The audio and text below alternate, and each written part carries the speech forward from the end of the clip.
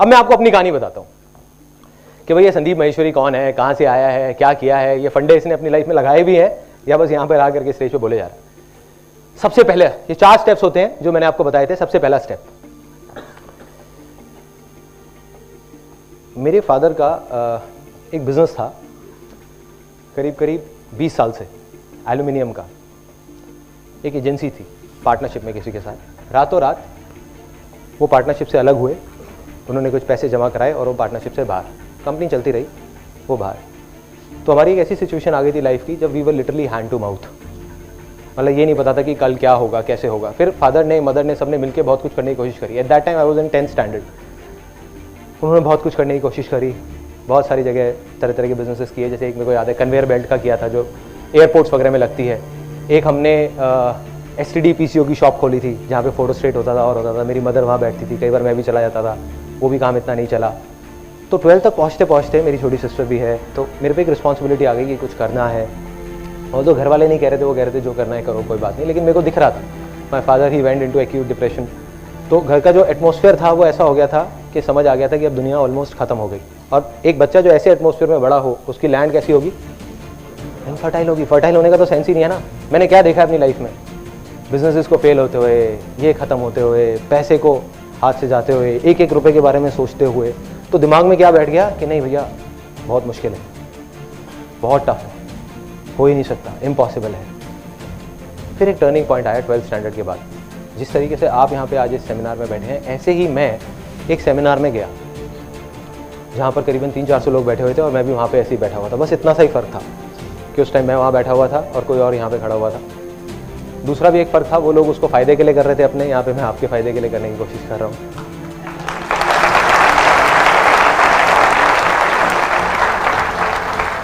और एक सबसे बड़ा फ़र्क था, अब ये मुझे नहीं पता, ये आप बताएंगे कि ये फ़र्क था या नहीं, कि जब मैं वहाँ 3 घंटे तक बैठा हुआ था मेरे को कुछ नहीं समझ आया। कुछ ऊपर से निकल गया। वो कुछ प्लान बना रहे थे, ये करो वो करो, मेंबर बनाने हैं, ये करने। एक मल्टी लेवल मार्केटिंग कंपनी का सेमिनार था 3 घंटे का। 3 घंटे के एंड में सिर्फ एक चीज़ समझ आई। जो वो बंदा वहाँ पे खड़ा हुआ और उसने खड़े होकर के बोला कि भाई ऐसा है, मेरी 21 साल की एज है और मैं महीने का 2.5 लाख रुपए कमाता हूँ।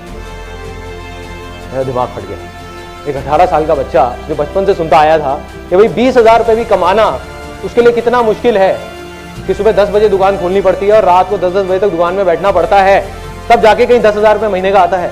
इसी तरह एक लड़का है जो कह रहा है 3 साल के अंदर अंदर मैं 2.5 लाख रुपये महीने का कमा रहा हूँ। तो ये कर सकता है तो मैं क्यों नहीं कर सकता? मैं क्या कोई दूसरे प्लेनेट से आया हूँ? मैं क्यों नहीं कर सकता? तो कहीं से ये वर्ड जा करके बैठ गया दिमाग। वो वर्ड क्या थे? आसान है। अरे इसके लिए आसान है तो मेरे लिए भी आसान है। और जैसे ये वर्ड आए मेरे अंदर चेंजेस आने शुरू हो गए। पूरी फैमिली में, जो मैंने आपको बताया ना, लोग बोलने लगे, कहते ये तो पागल हो गया है, अजीब अजीब बातें करता है, कहता है मैं ये कर दूंगा, वो कर दूंगा, ये हो जाएगा। तो वही मैंने आपको कहा था ना कि जब ऐसा बोलने लग जाए लोग तो आप समझ जाओगे हाँ आप सक्सेस की तरफ बढ़ रहे हो धीरे धीरे। फिर क्या हुआ, वहाँ से मैं निकला, वहाँ पे मैं कई लोगों को लेकर के गया, लेकिन कुछ नहीं हुआ, क्योंकि वो मेरा असली डिजायर नहीं था। वो मेरा असली डिजायर नहीं था अंदर का, वो मैं लोगों की भेड़ चाल में करने की कोशिश कर रहा था और मैं अपने फायदे के लिए वहाँ लोगों को लेकर के जा रहा था, उनके फायदे के लिए नहीं। और जैसे मैंने कहा ना, लोग बहुत समझदार होते हैं, कोई बेवकूफ़ नहीं होता, तो मैं किसी को बेवकूफ़ नहीं बना पाया। अब क्या हुआ, एक छोटा सा डिज़ायर आया जिसका इस जो भी मैं आज कर रहा हूँ उससे कोई कनेक्शन नहीं था। वो था मॉडलिंग का डिज़ायर, कि चल यार मॉडलिंग करता हूँ। मॉडलिंग करनी शुरू कर दी कॉलेज में, छोटे लेवल पे गया, मॉडलिंग एजेंसी में जा करके धक्के खाने शुरू करे। देखा कि भाई मैं अकेला नहीं हूँ, हर आदमी को मॉडल बनना है, हज़ारों लोग लगे हुए हैं लाइनों में, और मतलब पूरी दुनिया है जो कहती है कि हाँ हमको मॉडल बनना है, हीरो बनना है, एक्टर बनना है। चला गया वहाँ पे, अब इसका कोई कनेक्शन नहीं है। अब इसमें क्या हुआ, यहाँ पे मैंने देखा कि 99% जो मॉडलिंग एजेंसीज हैं, आज भी शायद हैं या उस टाइम पे जो थी, 99% फ्रॉड है। मतलब वो लोगों को बेवकूफ़ बनाने के लिए बैठी हैं कि पहले रजिस्ट्रेशन फीस दो, फिर पोर्टफोलियो के पैसे दो, फिर ये दो वो दो, सारे पैसे ले करके और फिर भाग जाती है, या फिर बैठी रहती हैं और कहती हैं हाँ जो करना है कर। तो मेरे अंदर कहीं ना कहीं डिज़ायर आया कि यार कुछ करता हूँ मॉडल्स के लिए। समझ नहीं आया था कि क्या करूँगा। तो एक दोस्त आया, उसने ला करके पोर्टफोलियो दिखाया। पोर्टफोलियो होता है फोटोग्राफ्स।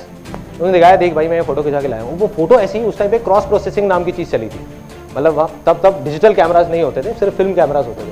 तो मैंने वो देखा, मैंने कहा यार तो बड़ी अलग सी चीज़ लग रही है, क्या है ये? उसमें क्या होता था, कॉन्ट्रास्ट और सैचुरेशन एकदम बढ़ जाती थी, जिसकी वजह से वो देखने में एक्स्ट्रा ऑर्डिनरी लगती थी। तो फोटोग्राफ देखी, मैंने कहा मेरे को फोटोग्राफी सीखनी है। मैं जा करके लैब में धक्के खाने शुरू कर दिए। मैंने कहा क्या है क्या है क्या है, तो कोई नहीं बता पाया।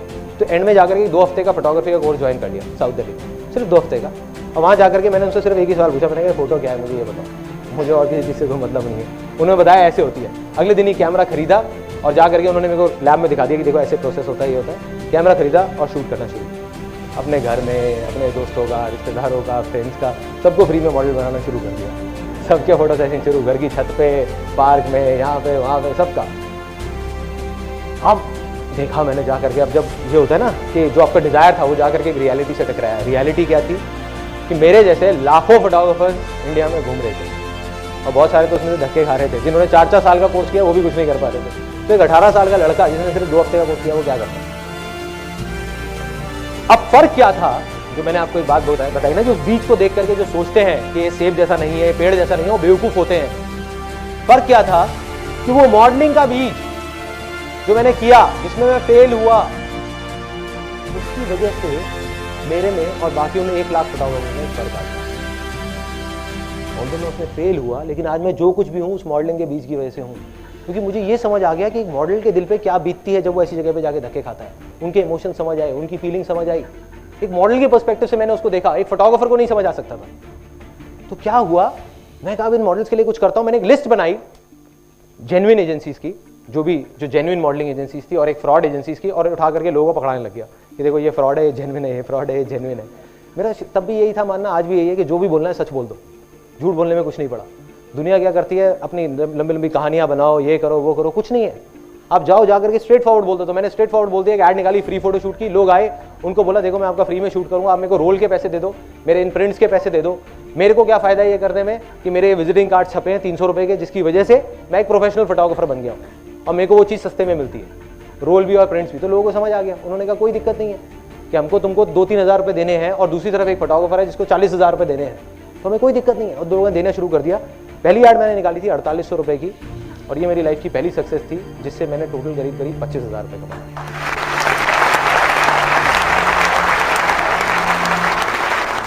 उस टाइम पे मेरा जो सेटअप था, ग्रैंड सेटअप, वो था कि मेरा बेडरूम था, मेरे को अभी भी याद है। उधर ही एक पापा की टेबल चेयर होती थी, वो लेके रखी हुई थी। बस वहीं पे मैं लोगों से मिलता था, स्टूडियो रेंट पे लेता था। 400 रुपये पर डे का मेरा रेंट होता था स्टूडियो का, वो लेता था और वहाँ जा करके मैं शूट करता था, कैमरा अपना होता था। बस ये थी मेरी शुरुआत। अब बात करते हैं आगे, जो मैंने आपको कहा, और इनफैक्ट आप अब उस चीज़ से रिलेट करेंगे कि लाइफ में बहुत बार हम फेल हो जाते हैं और हम सोचते हैं कि बस अब तो सब खत्म हो गया, या फेलियर से डर के उसकी वजह से हम एक्शन नहीं लेते। तो फेलियर से डरने की जरूरत नहीं है, क्योंकि उसी की वजह से आप सक्सेसफुल हो गए। तो एक मेरी लाइफ के 3 सबसे बड़े फेलियर्स। सबसे पहला, जब मैं फोटोग्राफी कर रहा था, मेरे पास में लिमिटेड पैसे होते थे, घर का खर्चा भी था, ये भी था, वो भी था, सब। उस टाइम पे मेरे एक पर्सन आया जो मॉडल बनने के लिए आया था, लेकिन उसने कहा मेरे को मॉडल नहीं बनना, ऐसा करते हैं साथ मिलकर इवेंट कराते हैं। तो हमने एक इवेंट कराया जिसका नाम था डिक्स 2000। आज भी मुझे उसका नाम याद है, आज से करीब 12 साल पहले। एक छोटा सा एक बैंकेट हॉल लिया और वहाँ पे इवेंट करा दिया। तो एक इवेंट कराया। अब उस इवेंट में 2 महीने तक दिन रात पागलों की तरह मैंने कुछ नहीं किया। मेरे को बस मन था कि हाँ ठीक है करेंगे यार, मज़ा आएगा। डील ये हुई थी कि पैसा वो लगाएगा, काम मैं करूँगा। करता रहा 2 महीने तक। 4 दिन पहले आ करके उसने, भाई ने मेरे को बोला, कहता कि भाई अब ऐसा है, एडवांस सबको पकड़ा दिए थे मैंने, सारे मेरे जान पहचान के लोग थे, डीजे वाला, बैंकेट वाला, ये वाला, वो वाला। उसने कहा भाई अब ऐसा है, मेरे पास में अभी पैसे नहीं है, तो एक बार दे दे, बाद में हिसाब कर लेंगे। मैंने कहीं से अपने दोस्तों से पैसे इकट्ठे करे, यहाँ से वहाँ से 30-40 हज़ार रुपये ले आ करके और ले आकर पकड़ा दिया वहाँ पे सबको, जिसके भी जो पैसे देने। एक मुझे याद है आज भी, एक हम अभी मिलते तो बहुत हंसते हैं, एक रेस्टोरेंट वाला था जिसको वहाँ केटरिंग के लिए रखा हुआ था। वो मेरा माइक्रोवेव ओवन उठा के ले गया था, क्योंकि मैं अपने घर से माइक्रोवेव लेके आया था, उठा के ले गया था। कहता कि मैं नहीं दूंगा जब तक मेरे पैसे नहीं मिलेंगे। तो अब क्या हुआ, इवेंट हो गया। इवेंट के बाद में एंड में हिसाब की बारी आई। मैंने अपने दोस्त को जा करके बोला, उस दोस्त को नहीं मतलब उस पर्सन को जा करके मैंने बोला कि भाई ऐसा करते हैं, बैठ के हिसाब कर लेते हैं। कहते कौन सा हिसाब? तो उसने अपना वो बैग लिया, उसमें पैसे डाले, अपने 3-4 दोस्तों के साथ निकाल लिया। एक वो दिन था, एक आज का दिन है, मैं दोबारा उससे कभी नहीं मिला। अब क्या हुआ, लैंड फर्टाइल थी। वो सेमिनार में सुन लिया था कहीं पे मैंने कि सब कुछ आसान है, तो दिमाग में आया कि आसान है। प्लस कुछ बुक्स पढ़ी थी वहाँ पे ये भी पढ़ा था कि जो होता है अच्छे के लिए होता है, कि success comes from experience and experience comes from bad experiences. तो मैं खुश हो गया बजाय परेशान होने के।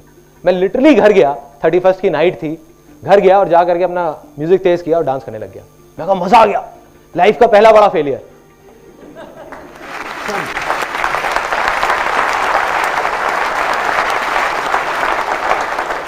और अगर सच बताऊं तो मुझे खुद भी नहीं पता मैं वो क्यों कर रहा था, और घर वालों को तो बिल्कुल नहीं समझ आ रहा था। कहते तू पागल है, तू भोला है, तू बेवकूफ़ बन जाता है, लोग तेरे को ये कर देते हैं। मैंने कहा नहीं, कोई ना कोई वजह होगी, आज नहीं पता, कभी ना कभी पता लगेगी। वजह बाद में पता लगी उसके 3 साल बाद। 2003 में एक ऐसी स्टेज आई जब जा करके मैं फोटोग्राफी में यहाँ पे आगे अटक गया, आगे नहीं बढ़ पा रहा था। क्या होता था, पोर्टफोलियो करता था, महीने का 30-40 हज़ार रुपये भी कमा रहा था। जा करके जैसे ही वो फोटोग्राफ्स लोग दिखाते थे एजेंसीज में, तो लोग कहते थे किस बेवकूफ़ से पोर्टफोलियो करा के आए, क्या है ये फोटोग्राफ्स, कुछ नहीं, उठा के फेंक देते थे। वो लोग मेरे पास आते थे, कहते यार क्या क्या हो रहा है ये, क्यों? क्योंकि फोटोग्राफी में नाम बिकता है। कई बार पोर्टफोलियो अच्छा भी होता था, कई बार बुरा भी होता था। कई बार अच्छा भी होता था जब मैं वो फोटोग्राफ्स खींचता था, लेकिन फिर भी नाम नहीं था ना। वो कहते थे कौन है ये, कहाँ से आया फोटोग्राफर, हमने नहीं सुना इसका कभी नाम, जाओ किसी ढंग के उससे करा के लाओ। मैंने कहा नाम करना है, कैसे करना है कुछ नहीं पता। तो ये कहीं से आइडिया आया कि चल यार वर्ल्ड रिकॉर्ड बनाता हूँ फोटोग्राफी के अंदर, कि एक दिन में मैं 10-15 मतलब 3-4 शूट तो कर ही सकता हूँ, मैं 10-15 शूट भी कर सकता हूँ, जा करके वर्ल्ड रिकॉर्ड बनाता हूँ। दोस्तों से बात किया, कहते हैं इम्पॉसिबल है, नहीं हो सकता, छोड़, पागल है, कैसे वर्ल्ड रिकॉर्ड बनेगा, तेरा छोटा सा सेटअप है, घर पे ही तू बैठा हुआ है। मैं गया लिम्का बुक ऑफ रिकॉर्ड्स में, जा करके उनकी जो MD है उनसे मिला, विजया घोष, उनसे मिला। उन्होंने कहा देखो संदीप, इतना आसान नहीं है जितना तुम सोच रहे हो, वर्ल्ड रिकॉर्ड बनाना कोई खेल नहीं है। क्या करना होता है, इसके लिए तुमको कुछ बहुत बड़े लेवल पे करना होगा। अगर कुछ भी करना है, अगर तुम चाहते हो तुम्हारा नाम आए लिम्का बुक ऑफ रिकॉर्ड में, तुमको सर्टिफिकेट मिले, तो कुछ बहुत बड़ा करना पड़ेगा। एक इंडिया का रिकॉर्ड होता है वो बन सकता है, छोटा मोटा कुछ कर दो। मैंने कहा नहीं, इंडिया का नहीं, मेरे को उसमें 2 तरह के रिकॉर्ड होते हैं लिम्का बुक ऑफ रिकॉर्ड में, एक वर्ल्ड रिकॉर्ड, एक इंडिया रिकॉर्ड। मैंने कहा नहीं, मेरे को वर्ल्ड रिकॉर्ड बनाना है, क्या करना है आप बस ये बताओ। उन्होंने कहा देखो कम से कम तुमको 100 मॉडल्स हायर करने होंगे, कम से कम 10,000 फोटोग्राफ्स क्लिक करनी होगी फिल्म रोल पे। उस टाइम पे वैसे भी फिल्म रोल ही थे, डिजिटल नहीं था, तो सारे रोल्स पे क्लिक करनी होगी, नॉन स्टॉप 12 घंटे में क्लिक करनी होगी, और 10,000 में से कोई भी दोनों शॉट सेम नहीं होने चाहिए, सब अलग अलग होने चाहिए।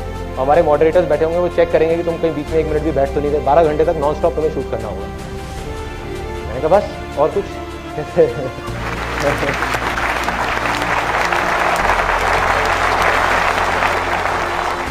मैंने कहा हाँ बस इतना कर दो, बस बहुत है। मैंने कहा हो जाएगा। मैंने एक डेट दे के आ गया उनको, मैंने कहा हो जाएगा, इस डेट पे हो जाएगा। कहते उसके लिए तुमको कोई बैंकेट हॉल वगैरह कोई बड़ा हायर करना पड़ेगा, इतने सारे लोग आएंगे, करेंगे और वो सब होगा। मैंने कहा सब हो जाएगा। मैं गया कहती मैं सजेस्ट करती हूँ तुम्हें कि तुमको इवेंट मैनेजमेंट कंपनी हायर कर लो। तो मेरे को हंसी आ गई। मैं कहा ये इवेंट मैनेजमेंट कंपनी खड़ी है आपके सामने, डिक्स 2000।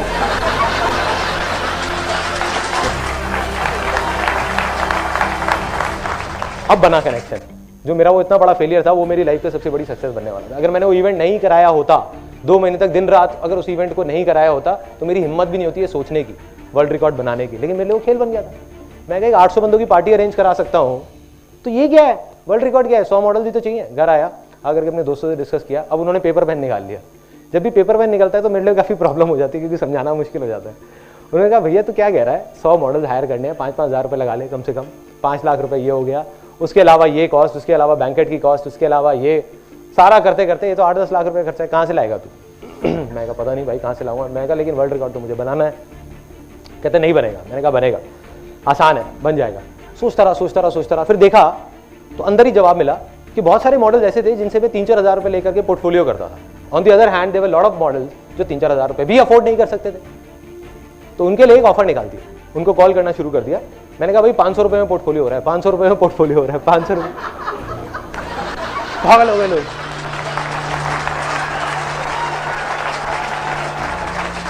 लाइनें लग गई। उन्होंने कहा ले लो हमसे पैसे ले लो, हमारा पोर्टफोलियो कर। दूर दूर तक बात फैल गई कि एक फोटोग्राफर आ गया, वो मार्केट खराब कर रहा है, 500 रुपये में पोर्टफोलियो कर रहा है, 3 रोल शूट कर रहा था 500 रुपये में।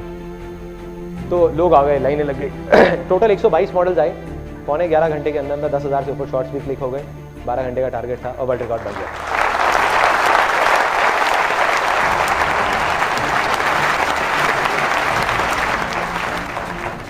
रातों रात जिस एक जंगल में बैठे हुए फोटोग्राफर को, जिसको कोई नहीं जानता था, उसको लोग जानने लग गए। मीडिया में आ गया, न्यूज़पेपर्स में आ गया, यहाँ आ गया, वहाँ आ गया। तो लोगों को समझ आ गया कि हाँ एक फोटोग्राफर है संदीप महेश्वरी नाम का जो कहीं एग्जिस्ट करता है, वही मौका मिल गया। ये था वो पहला फेलियर। दूसरा फेलियर वो काफ़ी बड़ा था इससे, ये तो छोटा सा फेलियर था यहाँ पे इवेंट हुआ। दूसरा काफ़ी बड़ा सेटबैक था मेरे। तो क्या था, मैंने फोटोग्राफी, एक ऐसी स्टेज आई, मैंने फोटोग्राफी छोड़ दी, एक और multi level marketing company join कर दी, जापान लाइफ के नाम। वहाँ गया, जा करके किसी तरीके से तुक्के में, मेरे आगे कुछ लोग थे, उन्होंने काम किया। मैं सच बता रहा हूँ, मैंने कुछ बहुत ज़्यादा नहीं किया था, और जिसकी वजह से मेरी एक ऐसी लेवल आ गया जहाँ पे मैं लाख रुपये महीने कमाने लगता। एक 20 साल का लड़का लाख रुपये महीने कमा रहा है, गाड़ी ले ली और फाइनेंस करा ली, और घर वाले भी खुश, सब खुश। मतलब चेक आने लग गए 1 लाख रुपए में। लेकिन अब आ गई थी वो चौथी स्टेज की बात। चौथी स्टेज कौन सी थी? शेयर करो। कमा रहा था लेकिन अंदर से बहुत परेशान था, क्योंकि ज़्यादातर लोग जो भी आते थे वहाँ पर, उनको देख करके मेरे को बड़ा अजीब सा लगता है। कोई कहीं से पैसे लेके आ रहा है, कोई कहीं से आ रहा है, 99% लोग कुछ नहीं कर पा रहे, वो वहीं के वहीं। तो मैंने सोचा कि अपनी कंपनी खोलूँ मल्टीलेवल मार्केटिंग की और जेन्युइन काम करूँगा। वहाँ पे कुछ प्रोडक्ट्स निकाले 4-5 टीवी ये वो ऐसे चीज़ें, लेकिन जेन्युइन। मैंने कहा जो करूँगा जेन्युइन करूँगा। अब 3 मेरे और लोग थे वहाँ पे साथ में मेरी डाउनलाइन में। डाउनलाइन मतलब होता है कि वो साथ में नेटवर्क में कहीं पे थे। उन्होंने कहा चल भाई मिलकर करते हैं इसको। कोई दिक्कत नहीं, करते हैं। मिलकर हम चारों ने कंपनी फॉर्म कर ली। 6 महीने के अंदर अंदर उस कंपनी में जितना भी होता है सॉफ्टवेयर बनवाने का काम, ये काम वो काम, majority of the work I used to do, क्योंकि मेरा वो बैकग्राउंड था वहाँ पे जापान लाइफ में, मैं उस लेवल पे आ गया था, तो वो चीज़ें एक्सपीरियंस था, तो वो चीज़ें मैंने अपने हाथ में ले ली, काम करने लग गया। 6 महीने के अंदर अंदर 3 ऑफिस खुल गए, काफ़ी लोगों ने ज्वाइन कर लिया, करीबन 1100 लोगों ने ज्वाइन कर लिया, अच्छी खासी टर्नओवर हो गई। लेकिन उस कंपनी को जब शुरू किया था तो हम चारों पार्टनर्स ने 1-1 लाख रुपये लगाया था। जब बंद किया तो मेरे हाथ में 1 रुपये भी नहीं आया। कुछ पार्टनरशिप में डिफरेंसेस थे which I don't want to disclose here for some obvious reasons. तो जब वो बंद हुआ तो I was back to zero, एकदम आसमान पे था। कहाँ लाख रुपए महीने का चेक आ रहा था, 6 महीने तक 1 रुपये भी नहीं आया, और 6 महीने बाद जीरो, खत्म, कंपनी बंद, सब कुछ बंद। अब मैं आकर के घर पे बैठ गया, मैंने सोचा यार क्या करूँ। लेकिन आज उस टाइम पे सब ने, घर वालों ने, इसने उसने, सब ने यही बोला, कहते भाई तेरा कुछ नहीं हो सकता, तेरा कुछ नहीं हो सकता। लेकिन मैं तब भी अंदर कहीं ना कहीं दिमाग में क्या बैठा हुआ था, आसान है कि नहीं, कुछ ना कुछ हो जाएगा। मुझे नहीं पता ये क्यों हुआ है मेरे साथ, लेकिन कोई ना कोई वजह होगी। वो वजह उसके करीब करीब 7 साल बाद जाकर के समझ आएगी, या शायद 6 साल बाद जाकर के समझ आई, जब इमेजेस बाजार शुरू हुआ। इमेजेस बाजार इज अ कंपनी, यहाँ पर बहुत सारे लोग हैं, और मैं फोटोग्राफी बैकग्राउंड से हूँ, लेकिन मेरे को कंप्यूटर्स की कोई नॉलेज नहीं है, कंप्यूटर सॉफ्टवेयर की। तो उस मल्टी लेवल मार्केटिंग कंपनी में जब 4 पार्टनर्स के साथ मिलकर वो कंपनी शुरू करी थी, तो जो सॉफ्टवेयर बनवाया, तो मुझे को कंप्यूटर की नॉलेज हो गई, सॉफ्टवेयर की नॉलेज हो गई, जिस वजह से इमेजेस बाजार बन पाई। नहीं तो इमेजेस बाजार बन ही नहीं सकती थी।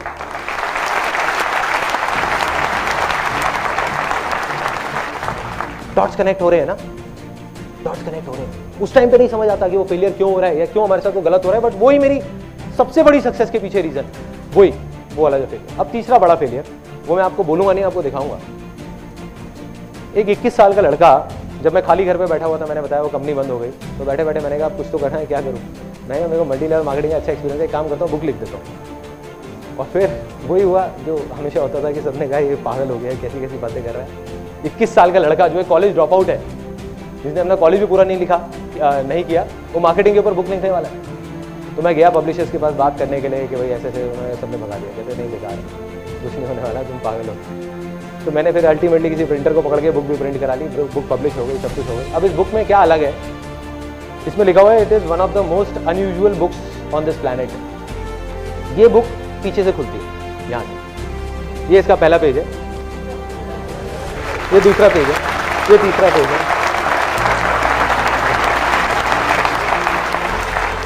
5वां पेज, जैसे उर्दू की होती है, हाँ उस स्टाइल में। उसके पीछे रीजन क्या है? ऐसा नहीं कि मैंने सिर्फ एक, I don't believe in doing something out of the box just for the sake of it. जैसे लोग बोलते हैं ना कि आउट ऑफ द बॉक्स, नहीं, कोई वजह होनी चाहिए बहुत बड़ी। तो वजह यहाँ पे लिखी हुई है इस पेज पे। वो वजह यहाँ पे 2 लाइनों में लिखी हुई है। वो वजह थी, if you can't even change the way you read, how can you change the way you think.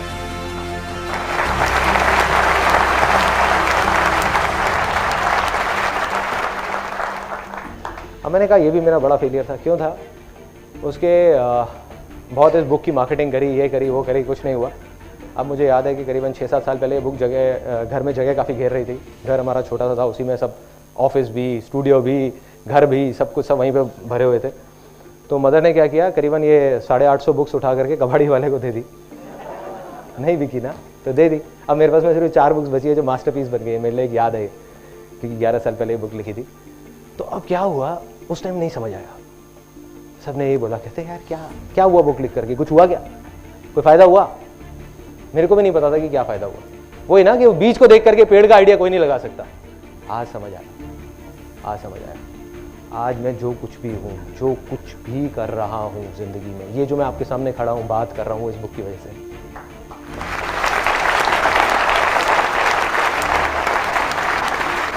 Land fertile हो गई। इस बुक को लिखने के चक्कर में मैंने 85 बुक्स पढ़ ली, पता नहीं क्या क्या कर लिया, जिसकी वजह से सब कुछ बड़ी से बड़ी मुश्किल आती थी, बड़ी से बड़ी मुश्किल कंपनी के टाइम पे, तब भी वो सब आसान लगने लग जाती थी इस बुक की वजह से। तो आज मैं कहूँगा मैं जो कुछ भी हूँ अपने इस लाइफ के सबसे बड़े फेलियर की वजह से हूँ, जो मेरी लाइफ का सबसे बड़ा सक्सेस बना। अगर मैंने ये बुक उस टाइम पे नहीं लिखी होती तो आज मैं कहीं नहीं होता, मैं शायद एक फोटोग्राफर कहीं पर अपने घर में ही एक साइड में स्टूडियो बना करके एक शूटिंग कर रहा होता। तो ये थे मेरे 3 सबसे बड़े फेलियर्स। अब आ जाते हैं फाइनल, मैं आपको बताने वाला हूँ वो शेयरिंग वाला, जो मेरी लाइफ की सबसे बड़ी सक्सेस वो कहाँ से आई। देखो क्या हुआ कि एक ऐसी स्टेज आ गई लाइफ में जब जा करके मॉडलिंग में हम टॉप पे पहुंच गए, सच बोल करके। बाकी एजेंसी झूठ बोलती थी, वो कहती थी गारंटी मिलेगी काम की, गारंटी मिलेगी, गारंटी असाइनमेंट्स मिलेंगे। हम एक अकेली एजेंसी थी जो बोलते थे कोई गारंटी नहीं है, 90% लोगों को काम नहीं मिलता, जुआ खेलना है तो आ जाओ, नहीं तो बाहर बैठो। एक फॉर्म साइन कराते थे लिख करके, जिसमें लिखा होता था कि there is no guarantee whatsoever of any kind of work, और वो साइन करते थे ताकि कहीं काउंसलर्स उनको गलत ना बताते। We were at the top of almost Delhi and one of the leading firms in India in that. But मैं खुश नहीं था, मैं बहुत परेशान था, पैसा बहुत आ गया था, मैं खुश नहीं था। तो क्यों नहीं था? क्योंकि जो मॉडल्स थे वो खुश नहीं थे। मॉडल्स आते थे, ऑल्दो हम बता देते थे गारंटी नहीं है, बट वो पोर्टफोलियो किस लिए करा रहे हैं हम, किस लिए शूट करा रहे हैं, काम करने के लिए ना, और काम मिलता नहीं था। तो उसके लिए मैंने बहुत कुछ किया, मैगजीन निकाली, वो फेल हो गई। उसके अलावा एक वेबसाइट निकाली modelingindia.com, वो फेल हो गई। इस तरीके से बहुत कुछ करने की कोशिश करे, एजेंसीज में धक्के खाए, उनके पोर्टफोलियो ले करके, भैया काम दे दो, काम दे दो, काम दे दो, कोई नहीं दे रहा था। तो एक दिन क्या हुआ, अब अंदर से कहीं से कितनी बड़ी अर्ज आई, इतनी बड़ी एक डिजायर आया। मैंने कहा ना, जितना बड़ा डिजायर उतनी बड़ी सक्सेस। क्यों, वो कोई नहीं जानता। वो डिजायर क्या था कि कुछ करना है मॉडल्स के लिए, कुछ करना है कि मैं उनकी आंख में आंख मिला करके बोल सकूं कि देखो मैंने तुम्हारे साथ गलत नहीं किया, सिर्फ लिखने से कुछ नहीं होगा। तो क्या हुआ, एक दिन जब डिजायर आता है ना, तो सारी पावर्स अपने आप खींची चली आती है। जब हम जवाब मांग रहे होते हैं, जब हम बोलते हैं आसान है और जवाब मांगते हैं, तो सब चीजें हमको जवाब देने लग जाती है, दुनिया में हर तरफ से जवाब आने लग जाता है। तो जवाब क्या आया, एक दिन एक एजेंसी वाला आया, एड एजेंसी वाला, उसने एक फोटोग्राफ देखी मॉडल की और बोला कि भाई ऐसा है कि मेरे पास में टाइम नहीं है शूटिंग कराने का। नॉर्मली क्या होता है, हम फोटोग्राफ भेजते थे उस टाइम में, आज से 6-7 साल पहले, जब कोई इमेजेस बाजार नहीं था, तब क्या होता था कि फोटो खींची और ले जा करके उनको दी एजेंसीज को। अब उन्होंने शूट कराया, तो उन्होंने कहा हमारे पास शूट टाइम नहीं है शूट कराने का, ऐसा करते हैं फोटो को स्कैन करते हैं और सीधा ऐड में छाप देते हैं, क्योंकि परसों हमारी ऐड आनी है। मैंने कहा बढ़िया है। उन्होंने कहा लेकिन हम तुमको इसका सिर्फ 2,500 रुपये देंगे। मैंने कहा और भी बढ़िया है। मैंने 2,500 रुपये लिए, 1,250 रुपये मॉडल को दे दिए। मॉडल भी खुश, मैं भी खुश, यहाँ से वो क्लाइंट भी खुश। उसको एक चीज जल्दी मिल गई, मेरे को क्या हुआ कि मॉडल को काम मिल गया, और मॉडल इसलिए खुश, उसको पहला असाइनमेंट मिल गया। देखो उस लाइन में मॉडलिंग में क्या सबसे बड़ी प्रॉब्लम थी उस टाइम पे, कि जो लोग प्रोफेशनल थे, ये हर लाइन में होती है ज्यादातर, जो भी क्रिएटिव लाइंस होती है, जो ज्यादा काम कर रहे होते हैं उनको तो और काम मिलता रहता है। जो प्रोफेशनल होते हैं, जो नए होते हैं, उनको पहला काम मिलना मुश्किल होता है। शुरू में कुछ काम मिल जाए, उसके बाद में आसान हो जाता है। तो क्या हुआ कि जैसे ये चीज हुई, मेरे को आइडिया आया, मैंने कहा यार अभी करता हूं, कल तक नहीं रुकना, अभी एक्शन अभी लेना है। दोनों ऑफिसेस बंद करें फटाफट से, दोनों जो ऑफिसेस चल रहे थे, जहां से आ रहे थे पैसे। फिर दुनिया ने कहा कि नहीं ये तो पागल होते हैं। टाइम आ जाता है ना, जब भी कुछ बड़ा होने वाला होता है तो आपको पागल होना पड़ेगा।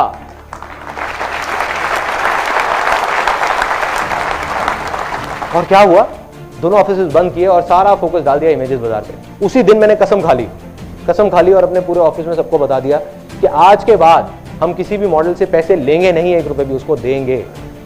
और वो दिन है, और एक आज का दिन है। 6 साल हो गए, एक भी मॉडल आकर के नहीं बोल सकता हमने उसे 1 रुपए भी लिया हो, दिया है।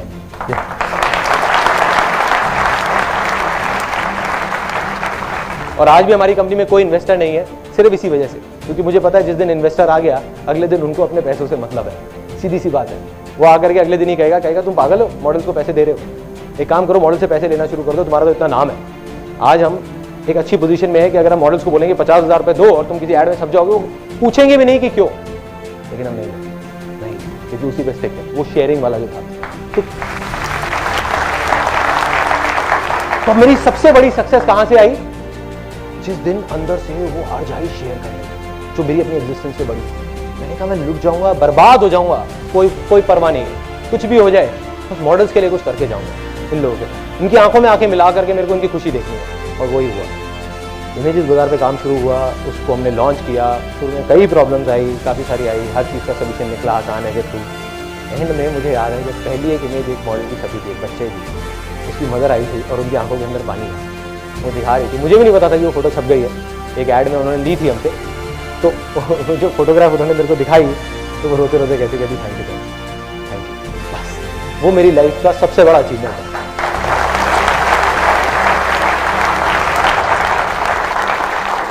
बहुत अवार्ड्स मिले, बहुत कुछ हुआ, कुछ नहीं है, सब बेकार है। ये जो पैसा है, गाड़ियाँ हैं, ये है वो है, कुछ नहीं है। 2 दिन बाद आदत हो जाती है। मतलब कोई भी गाड़ी आप ले लो, बड़ी से बड़ी भी ले लो, शुरू में बहुत अच्छी लगेगी, हफ्ता अच्छी लगेगी, 10 दिन, महीना अच्छी लगेगी, लेकिन भूल जाओगे। लेकिन वो ये वाला जो मोमेंट मैंने अभी आपको बताया, ये मैं कभी नहीं भूल सकता, कभी भी नहीं।